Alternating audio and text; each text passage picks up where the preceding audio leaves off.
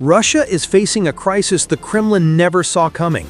Across the country, Russian soldiers, military families, and even former loyalist mercenaries are openly defying Vladimir Putin's orders, refusing to fight in Ukraine.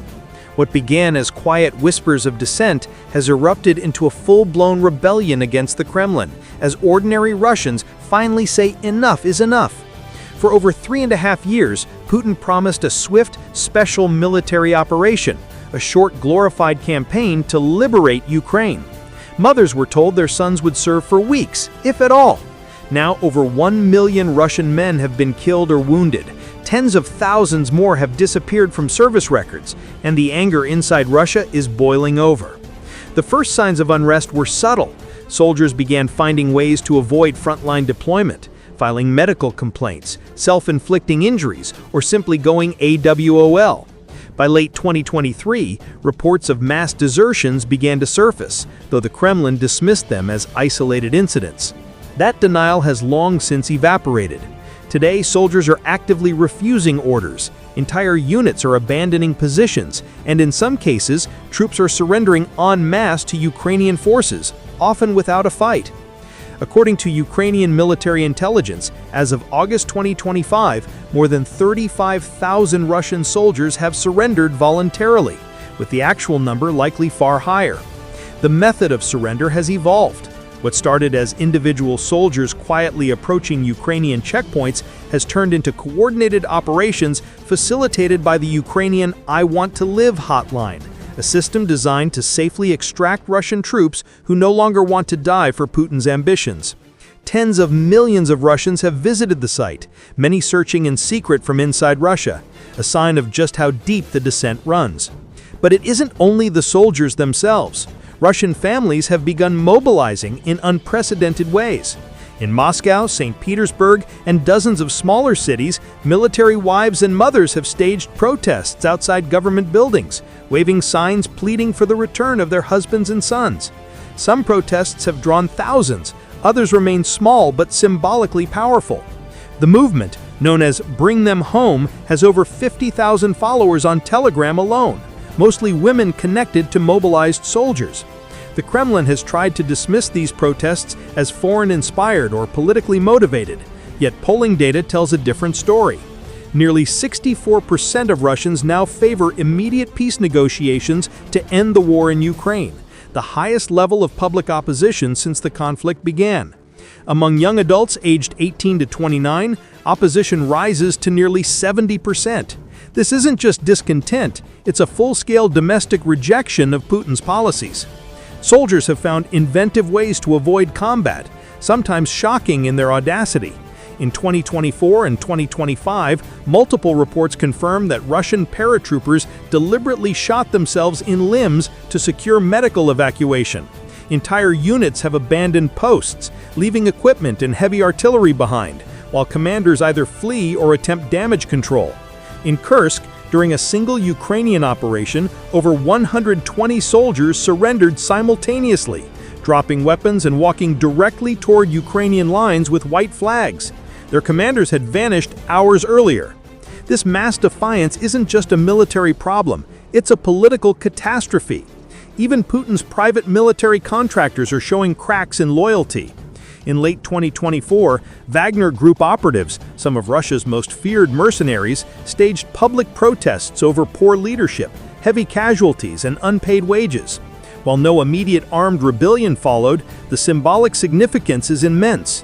Those who once enforced Putin's will are questioning his authority. Meanwhile, the human toll inside Russia is staggering. Casualty estimates suggest that over 1 million Russian soldiers have been killed or wounded since the invasion began in February 2022. Independent Russian sources and Western intelligence agencies agree. At least 250,000 dead and over 750,000 wounded. These losses dwarf any military engagement Russia has faced since World War II and surpass all Soviet conflicts combined, including Afghanistan and Chechnya. Yet Putin's forces have gained almost nothing. In the past year, Russian advances have measured mere meters per day in contested zones, slower than infantry advances in World War I. The territory seized amounts to barely 1% of Ukraine's land, trading 1 million casualties for less than 5,000 square kilometers, an area roughly the size of Delaware. Economic strain compounds the social unrest. Russia now spends nearly 40% of its federal budget on defense, an unsustainable level that crowds out basic services and devastates civilian life. Factories churn day and night producing tanks, missiles, and artillery, only to see them destroyed in Ukrainian counterstrikes within weeks. Inflation has skyrocketed, interest rates are at record highs, and everyday Russians are struggling to survive while the state funnels resources into an unwinnable war. Putin's propaganda machine portrays victory and patriotic duty, but on the streets of Moscow and the villages of Dagestan, Chechnya, and Tuva, the reality is painfully clear. Russia is bleeding, and citizens are starting to fight back in ways Putin cannot control. The erosion of trust is accelerating. In 2025, former loyalists who once executed Putin's orders have spoken out publicly. Igor Girkin, former FSB officer and architect of Russia's Donbass operations, called Putin incompetent and a danger to the nation. Yevgeny Prigozhin, a former chef turned mercenary commander, staged armed protests highlighting military corruption, forcing Putin to negotiate rather than risk a civil war. Even generals are openly criticizing operational failures, some disappearing under mysterious circumstances, others quietly dismissed. Putin's once iron grip on power now relies on fear and isolation, yet neither can stop a wave of rebellion fueled by desperation and anger. Russian soldiers, wives, and mothers are united not by ideology, but by survival. Every day brings new stories of defiance: soldiers refusing deployment, entire families protesting, young men fleeing abroad, and communities demanding their loved ones back. The Kremlin has attempted crackdowns, arrests, and propaganda campaigns, but public sentiment cannot be jailed. This is not a small-scale uprising. It is the systematic erosion of domestic support for Putin's war. The images are stark: mothers kneeling outside defense ministry gates, toddlers holding signs pleading for their father's return, units surrendering en masse, mercenaries marching against state orders. The message is unmistakable. Russians no longer trust Putin, and they are refusing to die for his delusions. The consequences for Russia are already unfolding. Military readiness is declining as experienced troops desert and conscripts are unwilling to fight. Economic pressure is mounting as resources are diverted to a war that yields nothing. Public unrest is spreading to previously loyal regions. International observers warn that the combination of internal dissent, battlefield failures, and social upheaval could destabilize Russia in ways unseen since the collapse of the Soviet Union. Putin's response has been predictably harsh but ineffective. Arrests, prosecutions, and even executions have failed to stem the tide. Military courts have processed tens of thousands of cases for desertion, yet each punitive measure only fuels resentment. Soldiers increasingly see the risk of execution as a lesser evil compared to dying for a cause they do not believe in. And the protests continue. Grassroots movements, armed and unarmed, are calling out the war for what it is: a slaughter driven by ego, ambition, and incompetence. This is a turning point. For the first time, the Kremlin faces a rebellion not from Western powers, not from politicians, but from the Russian people themselves. Ordinary citizens, military families, and soldiers are united in their refusal to continue feeding the war machine. The Russian state, once feared for its absolute control, is witnessing cracks that deepen daily. And the question now is no longer whether Putin can win the war in Ukraine, it's whether he can survive the collapse of his own country from within. Anything Russia has seen in decades. Soldiers are no longer hiding their refusal. They are making it public. In Belgorod, units simply abandoned their posts after days without supplies or medical support.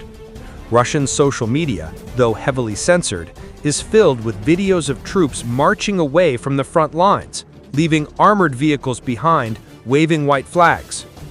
The Kremlin has attempted to suppress these reports, but the sheer volume of leaks and the growing network of sympathetic insiders make containment nearly impossible. In many cases, commanding officers are either complicit or powerless. Reports indicate that dozens of units have refused orders to engage in offensive operations, claiming that they will not fight until their families are guaranteed safety. The Russian Defense Ministry has threatened punishment, but fear alone cannot stop a wave born of desperation. Mothers are at the forefront of this uprising. In cities like Vladikavkaz, Grozny, and Makhachkala, large groups of women have organized protests outside recruitment centers, demanding the immediate return of their sons. Many of them bring photographs of missing or deceased soldiers, making their pleas impossible to ignore. Some have chained themselves to fences outside military installations. Others have blocked roads, refusing to allow transport of troops to frontline regions. Russian state media has largely ignored these demonstrations, but international outlets have broadcast them widely, amplifying the humiliation for Putin and the Kremlin. The psychological impact on the soldiers is profound. Entire units report morale at near zero. Some troops have confessed in leaked communications that they see no reason to fight for a government that disregards their lives. Officers are frustrated, desperate to maintain discipline, but unable to enforce it without risking mutiny. The rebellion is spreading rapidly because the cost of compliance has become unbearable. For months, Russian soldiers have endured horrific conditions: minimal food, insufficient ammunition, constant artillery bombardments, and the knowledge that their commanders lie about reinforcements and air support. Psychological trauma is widespread. Russian military psychologists estimate that up to 70% of troops deployed in Ukraine are experiencing combat-related stress, yet the official response has been punitive rather than supportive. Soldiers who request medical evacuation or psychological counseling are often accused of cowardice or treason. Meanwhile, reports indicate that conscripts as young as 18 are still being sent to the front lines with barely any training. Russian families, many of whom were assured their sons would only serve briefly, are now openly accusing the